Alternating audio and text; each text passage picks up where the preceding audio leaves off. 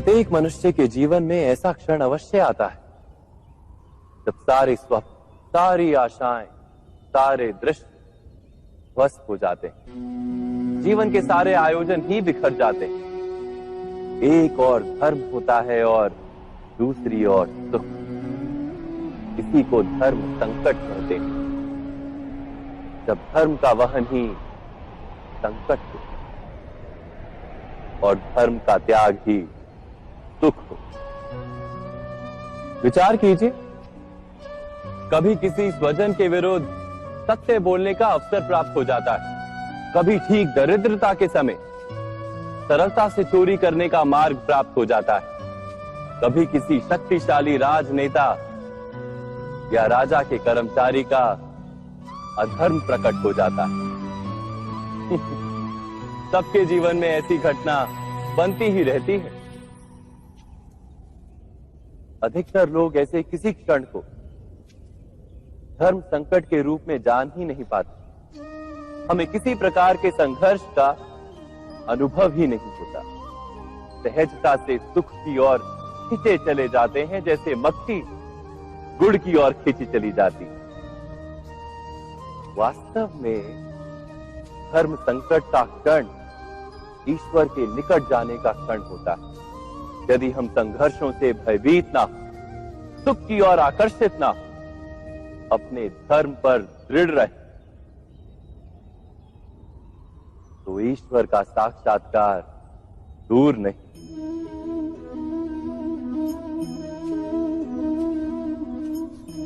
पवन से युद्ध करने वाला पत्ता यदि पेड़ से गिरता है तो भी आकाश की ओर उठता है। पवन से झुकने वाली घास वहीं भूमि पर रह जाती है। अर्थात धर्म संकट से यदि हम संकट को ही टाल दें तो सुख तो मिलता है, जीवन बढ़ता है, किंतु क्या चरित्र नहीं टूटता? क्या आत्मा दरिद्र नहीं हो जाती? क्या ईश्वर से अंतर नहीं हो जाता? स्वयं विचार कीजिए। दो व्यक्ति जब निकट आते हैं तो एक दूसरे के लिए सीमाएं और मर्यादाएं निर्मित करने का प्रयत्न अवश्य करते हैं। हम यदि सारे संबंधों पर विचार करें तो देखेंगे कि इन सारे संबंधों का आधार यही सीमाएं हैं जो हम दूसरों के लिए निर्मित करते हैं। और यदि अनजाने में भी कोई अन्य व्यक्ति इन सीमाओं को तोड़ता है तो उसी क्षण हमारा हृदय क्रोध से भर जाता है। इन सीमाओं का वास्तविक रूप क्या है? क्या हमने कभी विचार किया? सीमाओं के द्वारा हम दूसरे व्यक्ति को निर्णय करने की अनुमति नहीं देते। अपना निर्णय उस व्यक्ति पर थोपते, अर्थात किसी की स्वतंत्रता का अस्वीकार करते हैं। और जब स्वतंत्रता का अस्वीकार किया जाता है तो उसका हृदय दुख से भर जाता है। और जब वो सीमाओं को तोड़ता है तो हमारा हृदय क्रोध से भर जाता है। क्या ऐसा नहीं होता?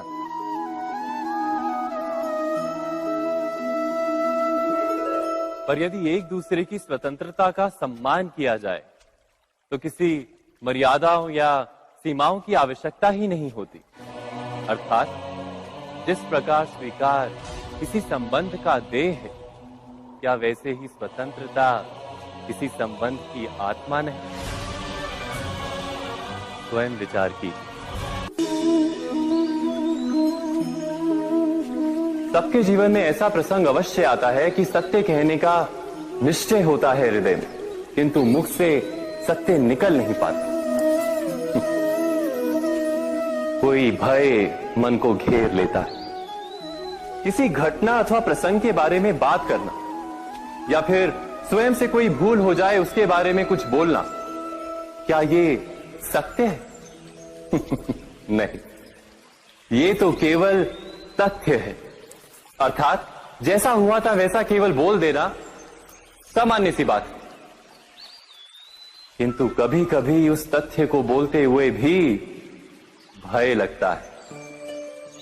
कदाचित किसी दूसरे की भावनाओं का विचार आता है मन, दूसरे को दुख होगा ये भय भी शब्दों को रोकता है। तो ये सत्य क्या है? क्या हमने कभी विचार किया है? जब भय रहते हुए भी कोई तथ्य बोलता है तो वो सत्य कहलाता है।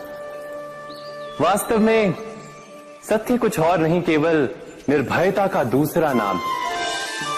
और निर्भय होने का कोई समय नहीं होता, क्योंकि निर्भयता आत्मा का स्वभाव है। अर्थात क्या प्रत्येक क्षण सत्य बोलने का क्षण नहीं होता?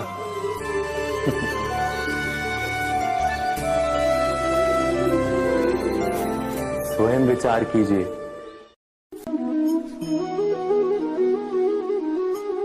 श्रेष्ठता का क्या अर्थ है? श्रेष्ठता का अर्थ है दूसरों से अधिक ज्ञान प्राप्त करना। अर्थात मूल्य इस बात का नहीं कि स्वयं कितना ज्ञान प्राप्त किया, मूल्य इस बात का है कि प्राप्त किया हुआ ज्ञान अन्य लोगों से कितना अधिक है। अर्थात श्रेष्ठता की इच्छा ज्ञान प्राप्ति को भी एक स्पर्धा बना देती है। और स्पर्धा में विजय अंतिम कब होती है?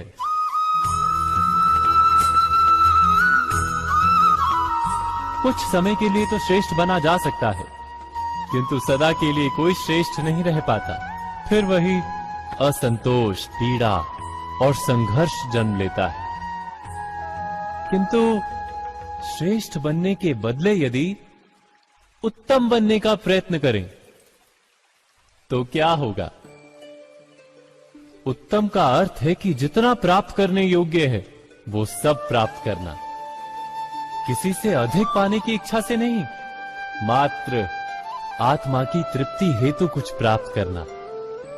उत्तम के मार्ग पर किसी अन्य से स्पर्धा नहीं होती, स्वयं अपने आप से स्पर्धा होती है।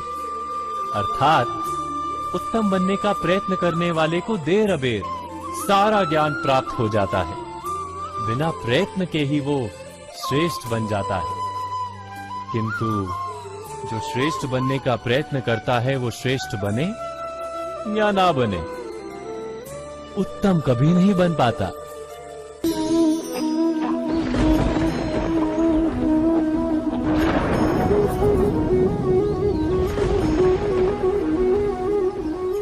सपनों और पूर्वाभासों के आधार पर हम भविष्य के सुख दुख की कल्पना करते हैं। भविष्य के दुख का कारण दूर करने के लिए हम आज योजना बनाते हैं। किंतु कल के संकट को आज निर्मूल करने से हमें लाभ मिलता है या हानि पहुंचती है? ये प्रश्न हम कभी नहीं करते। सत्य तो ये है कि संकट और उसका निवारण साथ जनते हैं, व्यक्ति के लिए भी और सृष्टि के लिए भी। नहीं, आप अपने भूतकाल का स्मरण कीजिए, इतिहास को देखिए, आप तुरंत ही ये जान पाएंगे कि जब जब संकट आता है तब तब उसका निवारण करने वाली शक्ति भी जन्म लेती। यही तो जगत का चलन है। वस्तुतः संकट ही शक्ति के जन्म का कारण है। प्रत्येक व्यक्ति जब संकट से निकलता है तो एक पद आगे बढ़ा होता है, अधिक चमकता है, आत्मविश्वास से अधिक भरा होता है, न केवल अपने लिए अपितु विश्व के लिए भी। क्या ये सत्य नहीं? वास्तव में संकट का जन्म है एक अवसर का जन्म, अपने आप को बदलने का, अपने विचारों को ऊंचाई पर करने का अवसर, अपनी आत्मा को बलवान और ज्ञान मंडित बनाने का अवसर। जो ये कर पाता है उसे कोई संकट नहीं होता, किंतु जो ये नहीं कर पाता वो तो स्वयं एक संकट है विश्व के लिए। विचार कीजिए।